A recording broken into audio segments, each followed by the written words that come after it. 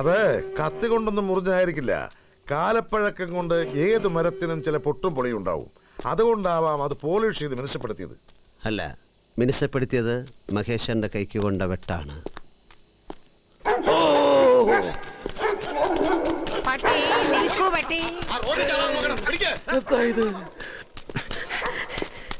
നല്ല തക്കാളി പഴം പോലത്തെ പട്ടികളച്ചു. ഒരെണ്ണ അച്ഛൻ്റെ മുറിയിലും ഒരെണ്ണ എൻ്റെ മുറിയിലും. ഞാൻ വാതിൽ തുറന്നപ്പോ രണ്ടും ഇറങ്ങി ഓടി. ഇതെങ്കിലും അങ്ങനെ വിട്ടാ പറ്റില്ല. പട്ടികള് അത് പട്ടികളല്ല ഫാദർ. പട്ടികളല്ലേ പിന്നെന്താ ഈ കേൾക്കുന്നേ? അത് ശരീരമില്ലാത്ത ശബ്ദം മാത്രമാണ്. അതിന്റെ പിന്നാലെ വെറുതെ ഓടണ്ടെന്ന് പറ. ഓടിയിട്ടൊരു കാര്യമില്ല.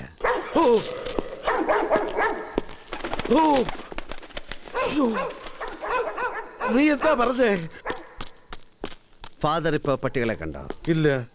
എല്ലാരും പിന്നാലെ ഓടുന്നുണ്ട്. ആരെങ്കിലും ഒരെണ്ണത്തിനെ പിടിച്ചോ? ഇല്ല. അതാ പറഞ്ഞത്, ഒരെണ്ണത്തിന് ശരീരമില്ല, ശബ്ദം മാത്രമേ ഉള്ളൂ. ശബ്ദത്തെ പിടിക്കാൻ കിട്ടുമോ ഫാദർ? മോനെ കൈവിടച്ചോ? അതല്ല ഫാദർ, ഈ വില്യം ഇഗ്നീഷ്യസ് എങ്ങനെയാണ് മരിച്ചത്? അങ്ങേര് എന്തോ അപകടത്തിൽ മരിച്ചു എന്നാണ് ഞാൻ അറിഞ്ഞത്. ഒരുപക്ഷെ മഹേശ്വരനെ മാഡം വിവാഹം കഴിക്കുന്ന സങ്കടം കാരണം ആത്മഹത്യ ചെയ്താണെങ്കിലോ? അങ്ങനെയാണെങ്കിൽ മാഡം അത് പറയില്ലേ? മഹേശ്വരന് കണ്ണു കാണാൻ പാടില്ലാത്ത കാര്യം മാഡം ഇതുവരെ ഫാദറിനോട് പറഞ്ഞിട്ടില്ലല്ലോ. ഇതും അതുപോലെ പറയാതിരുന്നതാണെങ്കിലോ? ഇല്ല, മാഡം ഒരിക്കലും കളവ് പറയില്ല. വില്യം ഇഗ്നീഷ്യസ് മരിച്ചതുകൊണ്ടായിരിക്കുമോ മഹേശ്വർ വരാതിരുന്നത്? മരിച്ചു എന്നറിഞ്ഞാൽ സ്നേഹമുണ്ടെങ്കിൽ വരിയല്ലേ വേണ്ടത്? ഇത് അയാൾ മാഡത്തെ പറ്റിച്ചതാണ്.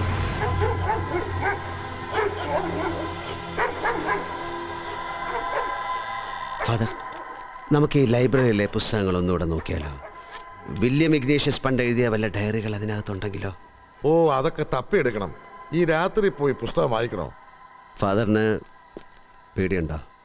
എനിക്ക് പേടിയൊന്നുമില്ല. എന്നാ വാ.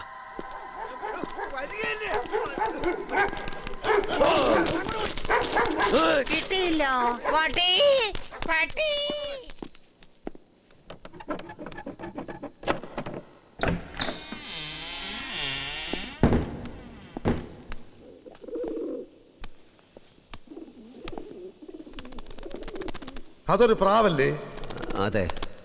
ഇനി അതും വല്ല ശബ്ദം മാത്രമാണോ? വേണ്ട പ്രാവ് വേണ്ട.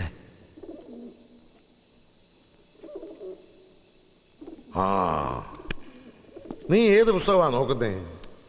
വില്യം ഇഗ്നീഷ്യസിനെ കുറിച്ചും മാഡത്തെ കുറിച്ചും അറിയാവുന്ന അവരുടെ പഴയകാല റെക്കോർഡുകൾ എന്തെല്ലാം ഉണ്ടോ അതെല്ലാം. അത് ഫിസിക്സ് കെമിസ്ട്രിയാ മോനെ.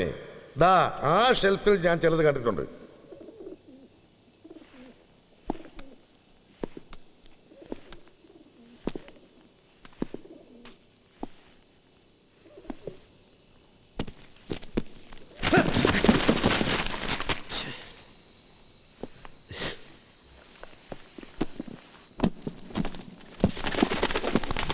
അതും പ്രാവാടോ?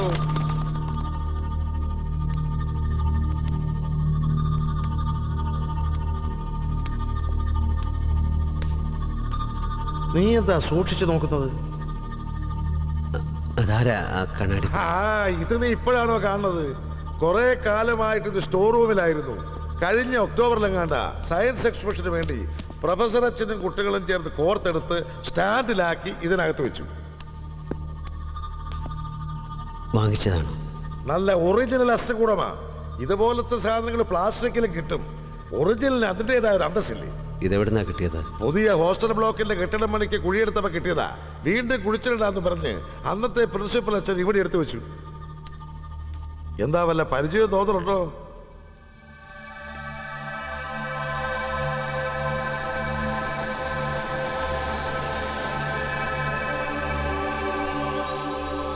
നീ എന്താ ഇങ്ങനെ നോക്കുന്നേ? വിരലേതെങ്കിലും മുറിഞ്ഞു പോയിട്ടുണ്ടോ നോക്കായിരുന്നു. ദേ, ആൾക്കാരെ പേടിപ്പിക്കാൻ വേണ്ടി വെറുതെ ആവശ്യമില്ലാത്ത കാര്യങ്ങൾ ചിന്തിക്കരുത്. അച്ഛനെ പേടിയുണ്ടോ? എന്ത് പേടി? ഇതിനകത്ത് കയറിയപ്പോ എന്താണെന്നറിയില്ല, നീ ഒപ്പം ഉള്ളത് കൊണ്ട് കുറച്ച് ധൈര്യം കിട്ടി. വേറെ ചില പുസ്തകങ്ങൾ അപ്പുറത്തെ മുറി ഇരിപ്പുണ്ട്. അതുകൊണ്ട് നിനക്ക് ഞാൻ കാണിച്ചു തരാം. അല്ല പിന്നെ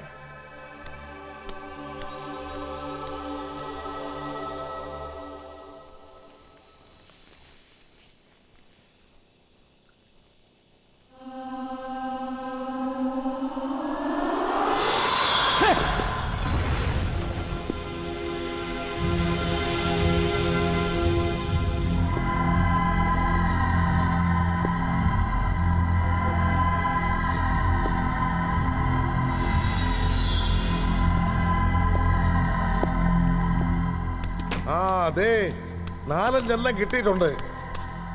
അവരിത് എവിടെ പോയി? എടാ മോനെ, അവൻ പോയോ?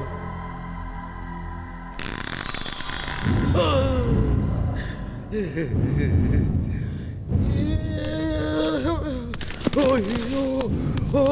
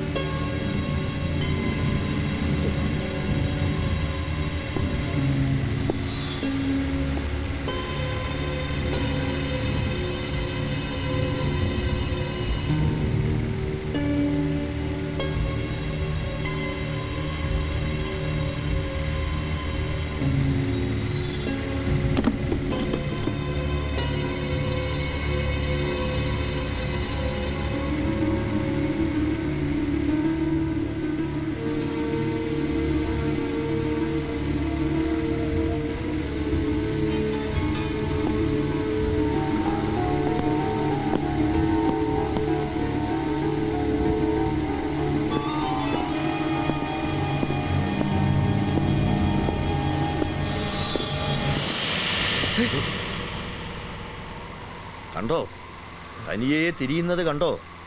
ഇതാ ഞാൻ പറഞ്ഞത്. എന്നോ നാട് വിട്ട ഒരുത്തൻ്റെ പിന്നാലെ തിരക്കി ചെല്ലാൻ നീ അവൻ്റെ ആരാ? ആരുമല്ലല്ലോ.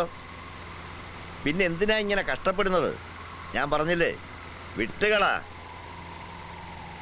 എന്തോ സ്വപ്നം കണ്ടു എന്ന് പറഞ്ഞ് കുതിരവണ്ടി കാണാൻ അലീനയുടെ ബംഗ്ലാവിൽ വന്ന അന്നു മുതൽ നിന്റെ പിറകെ ഞാനുണ്ട്. ഇന്നു നീ വീണ്ടും അവിടെ ചെന്ന് എന്തൊക്കെയോ വീരവാദം പറഞ്ഞ് അവളെ പേടിപ്പിച്ചുവെന്നും ഞാൻ അറിഞ്ഞു. നിനക്കെന്താ? മാഡം, നിന്റെ പേരുച്ചരിച്ചത് എനിക്ക് ഓർമ്മയുണ്ട്. ആൽബർട്ടോ. നീയായിരുന്നല്ലേ വില്യം ഇഗ്നേഷ്യസിന്റെ കുതിരക്കാരൻ? നേരാ, അന്ന് ഞാൻ കുതിരക്കാരനായിരുന്നു. എന്നാൽ ഇന്ന് ഞാൻ അവളുടെ കാവൽക്കാരനാ. അവനെയും കാത്തിരുന്ന് അവൾ എങ്ങനെയെങ്കിലും ജീവിച്ചോട്ടെ. നീ ഇനി അവളെ ഉപദ്രവിക്കരുത്. അവൻ്റെ പിന്നാലെയുള്ള നിന്റെ ഈ പോക്ക് ഈ കാറ്റോടുകൂടി അവസാനിക്കണം. എത്രയും വേഗം നീ ഇവിടം വിട്ടു പോണം. പോയില്ലെങ്കിലോ? നീ പോകും. നിന്നെ പറഞ്ഞയക്കാനുള്ള വിദ്യകൾ എൻ്റെ കയ്യിലുണ്ട്. ദാ കണ്ടില്ലേ, രക്ഷകളാ. ഞാനൊന്ന് ചൂളമടിച്ചാൽ മതി, പട്ടികൾ പറന്നു വരും. നിലവിളിക്കാൻ പോലും സമയം തരാതെ അവ നിന്നെ ജീവനോടെ കടിച്ചു പറിക്കും. ആ വേദന അനുഭവിക്കണമെന്നുണ്ടോ?